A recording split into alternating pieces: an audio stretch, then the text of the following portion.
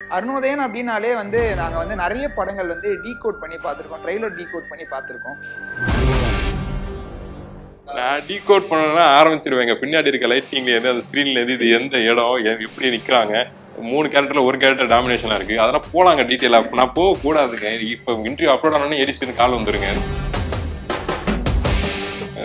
மொத்த மக்களும் உற்சாகமா ஏதோ ஒரு விழா மாதிரி கொண்டாடிட்டு இருக்காங்க. மக்களோட மக்களா நீங்களும் அதுல இருக்கீங்க. இதை பத்தி நான் பேசி ஆகணுங்க. இதுல எனக்கு ரொம்ப பேச முடியாம நான் இருக்கேன். ஏன்னா இந்த காட்சியை இப்ப நான் இருந்தேன்.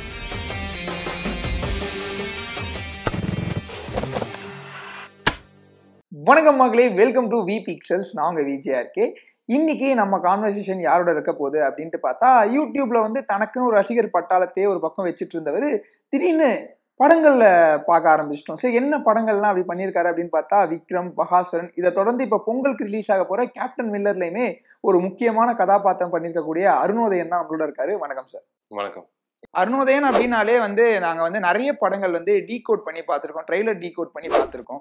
ஸோ கேப்டன் மில்லர்ல இருந்தும் நம்ம ஒரு சில கிளிப்பிங்ஸ்லாம் வந்து காட்டுறேன், அதை டீகோட் பண்ணி இதுல என்ன விஷயம் இருக்கும் அப்படின்ற மாதிரி நீங்களே சொல்லுங்க. அதாவது நான் ஏன் வந்து படங்கள் இன்டர்வியூ அதிகமா கொடுக்கல அப்படின்னா, படம் வரட்டும், கொஞ்சம் வெயிட் பண்ணுங்க அப்படின்னு ஏடி சொல்லிட்டாங்க. ஏன்னா ஏன் ஆரம்பிச்சேன் அப்படின்னா, பெரிய பெரிய ஆர்டிஸ்ட் இருக்காங்கல்ல, ஸோ அவங்கெல்லாம் இன்டர்வியூ கொடுக்க ஆரம்பிச்சிட்டாங்க. அதனால தான் நான் இன்டர்வியூ கொடுத்தேன். பிரேக் டவுன்னா எனக்கு பார்த்தாலே எல்லாத்தையும் சொல்லிடுவேன். அது போக படத்துல நான் இருக்கேங்கிறப்ப இது அநியாயம் பண்றீங்க. ஃபர்ஸ்ட் வந்திருக்க இமேஜ் ஓகே, கண்ணில் தண்ணி இருக்குங்க, கோவம் இருக்கு, ஆதங்கம் இருக்கு.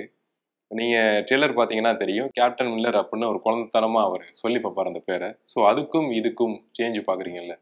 ஸோ இது அந்த விளையாட்டுத்தனத்துலேருந்து பக்குவப்படுதலுங்கிற ஒரு விஷயம் இருக்குல்ல. ஸோ அது காலம் செய்யும், கூட இருக்க மனிதர்கள் செய்வாங்க. ஸோ அந்த சேஞ்ச் ஓவர் தான் அது நடந்திருக்கு. ஓகே, அடுத்து என்ன, ஒரு ஆள் நிற்கிறாப்புல, ஒயிட் மாதிரி இருக்கு பார்க்குறதுக்கு.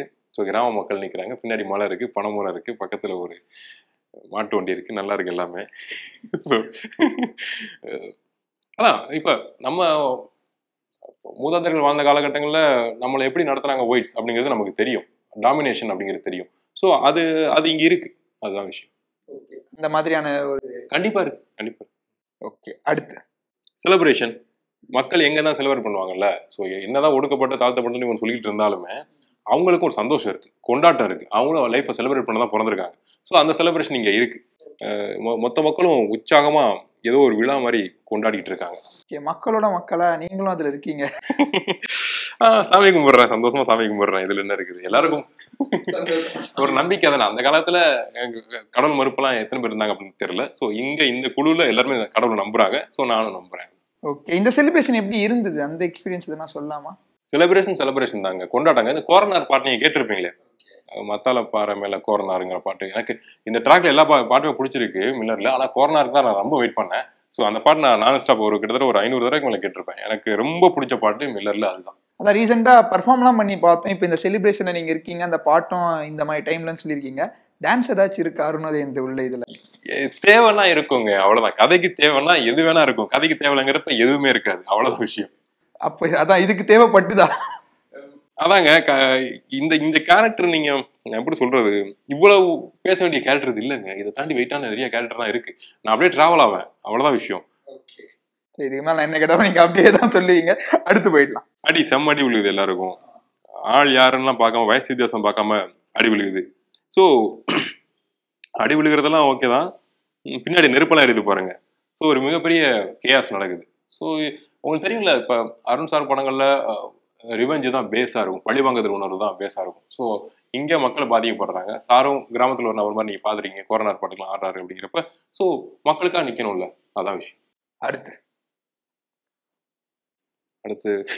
3 பேர் நிற்கிறாங்க. ஸோ அவங்க சுவாதி கிருஷ்ணன், அவங்க பார்த்துருப்பீங்க. நடுவில் நான், இந்த பக்கம் இருக்கிறது வந்து காளி வெங்கட் சார். ஸோ அவரோட சில சீன்லாம் இருக்குது. ரொம்ப எக்ஸ்பீரியன்ஸான ஆர்டிஸ்ட், ரொம்ப கம்ஃபர்டபுளான ஆர்டிஸ்ட். அவருக்கு நான் ஒரு தடவை அன்பா முத்தமே கொடுத்தேன், அந்தளவுக்கு என்ன அலோவ் பண்ணாப்புல. ஸோ கன்னத்தில் கொடுத்தேன்.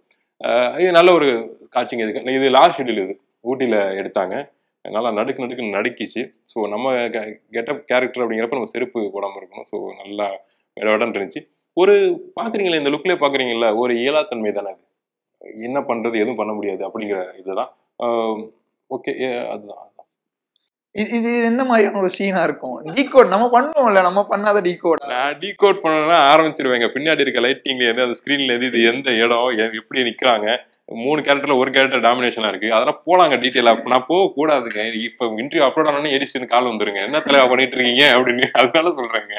சரி, ஓகே. நான் இதுக்கு மேல உங்களை கஷ்டப்படுத்த லாஸ்ட் இதை பத்தி நான் பேசி ஆகணுங்க. இதுல எனக்கு ரொம்ப பேச முடியாம நான் இருக்கேன். ஏன்னா இந்த காட்சியப்ப நான் இருந்தேன். Wow wow. என்னன்னா சாரை பத்தி நம்ம பேசுறப்ப நல்ல வேலை, தேங்க்ஸ் இந்த ஸ்கிரீன்ஷாட் கொடுத்ததுக்கு. இப்போ ஷார்ட்ல வைப்பாங்க ஃப்ரேம், நம்ம ஆப்போசிட்ல ஒரு ஜஸ்ட் இதுக்காக நிற்கணும், இல்லை நம்மளை கேப்சர் பண்றாங்க அப்படின்னா ஓகே. ஆனால் இந்த ஷாட்டுக்குலாம் நம்ம ஆப்போசிட்ல நம்ம கேப்சர் பண்றாங்கிறத தாண்டி நமக்கு எங்கே ஷாட் கிடையாது, நம்ம இருக்கோம் ஆனால் ஷாட் கிடையாது. இதுக்கு நம்மளால ரியாக்ட் பண்ணாமல் இருக்க முடியல. நம்ம ஃப்ரேம்ல இல்லை, ஆனால் இதுக்கு நம்ம ரியாக்ட் பண்ணாமல் இருக்க முடியல. நமக்கே பதன்னு இருக்கு இதுக்கு. நம்ம இது ஏன்னா அவர் அங்கே ஆப்போசிட்ல நிற்கிற ஒரு கேமராவுக்கு பர்ஃபார்ம் பண்ற மாதிரி தெரியல, உண்மையா பண்றாரு. இதுதாங்க மனுஷனோட வலி. கதறி துடிக்கிறதுங்கெல்லாம் வேறங்க, கண்ணில் தண்ணி இருக்கும். இந்த மனசு கனத்தாதான் இந்த இது வரும். ஏன்னா அந்த முகம் நம்ம அழகா நம்மளை காமிச்சுக்கணும் அப்படிங்கிற விஷயம் இயல்பு வாழ்க்கையில சொல்றேன். அழகா காமிச்சுக்கணுங்கிறதெல்லாம் மனசு உடஞ்சு போச்சுன்னா இருக்காது, வாய் தொங்கிரும், முகத்துல எந்த கண்ட்ரோல் இருக்காது, சதையெல்லாம் தொங்கிரும், வலியை மட்டும் கண்கள் மூலமா தண்ணி வரும். ஸோ அதுதான் இது. ஸோ அந்த மனசுல இருக்க பாரம் இருக்குல்ல, ஸோ அது அவர் உண்மையா பண்றாரு. அவர் உண்மையா பண்றதுனால நம்மளால அதுக்கு ரியாக்ட் பண்ணாம இருக்க முடியல. ஸோ ரொம்ப நன்றி. இது ஒரு சரியான சீன். இந்த சீன்ல நான் இதை பார்த்தேன். ஸோ எனக்கு ரொம்ப சந்தோஷமா இருந்துச்சு. And the final last one முடியாது போல இது. Okay, yes. பாருங்க, சுத்தி இருக்கவங்களாம் கண்ணு வச்சிருக்காங்க, கையில கண்ணை கொடுக்குறாங்க. இவங்க பார்த்தா பாக்குறாங்க என்னடா இது நடக்குது அப்படிங்கிற மாதிரி பாக்குறாங்க. இது சாதாரண நடந்ததில்ல. ஸோ ஏதோ ஒரு ரீசன் இருக்கணும், நம்பிக்கை இருக்கணும். இது ஒரு நல்ல ஒரு கலவரமான ஒரு பின்னாடி கூட நிறைய பேர் போயிட்டு இருக்காங்க. அதான் கையில எல்லாருக்கையும் கண்ணு இருக்கு, இவங்கள்ட்ட கண்ணு கொடுக்குறாங்க அப்படின்னா ஏதோ ரெடி ஆகுங்க, நீங்களும் எடுத்தாகணுங்கிற மாதிரியான ஒரு விஷயம் தான் அது. அதுலயும் நீங்க இருக்கீங்கன்ற மாதிரி எங்களுக்கு ஒரு ஃபீல் வருது. நான் திரிவேங்க பூச்சி மாதிரி எல்லாத்தையும் தெரிஞ்சுட்டு இருப்பேங்க. ஏன்னா 136 நாள் மோரெல்லாம் சொல்றாங்க, அதுல ஒரு 75-80 நாள் நான் தெரிஞ்சேன். ஸோ அப்போ திரிவன் தான், நாங்கள் திரிவன்ல. அதுதான் விஷயம். இது என்ன மாதிரியான இடம், எந்த இடத்துல இந்த மாதிரியான ஒரு விஷயம் நடந்திருக்கும்னு நினைக்கிறீங்க? அதான் சொல்றேங்க, ஏதோ கலவர பூமி ஏதோ ஆக போகுதுங்க. அதுக்கு முன்னாடியே நான் சொல்றேன், எல்லாருக்கையும் கண்ணு இருக்கு, உங்களுக்கும் எடுத்துக்குங்க அப்படிங்கிற விஷயம் தான். நீங்களும் எடுத்துக்குங்க அப்படிங்கிறப்ப அங்க ஒரு தேவை இருக்கு, ஏதோ ஒன்று பெருசா நடக்க போகுதுங்கிற மாதிரியான பதட்டமான சுச்சுவேஷன் தான் அது. நிறைய பிளாஸ்ட் எல்லாம் பார்த்தோம்.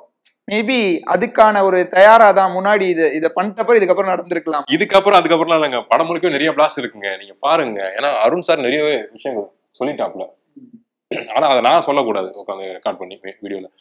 அவர் நிறைய விஷயங்கள் ரிவீல் பண்ணியிருக்காப்ல.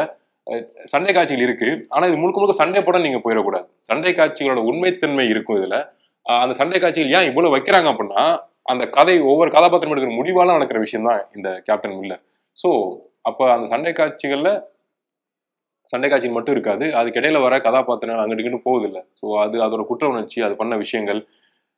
ஓப்பனா சொல்லணும், கிளியரா கட்டா சொல்லணும்னா 40% அதுல ஃபைட், 60% அந்த கதாபாத்திரங்கள் இருக்கிற முடிவு, அதோட சுச்சுவேஷனை லாக் ஆகுறது.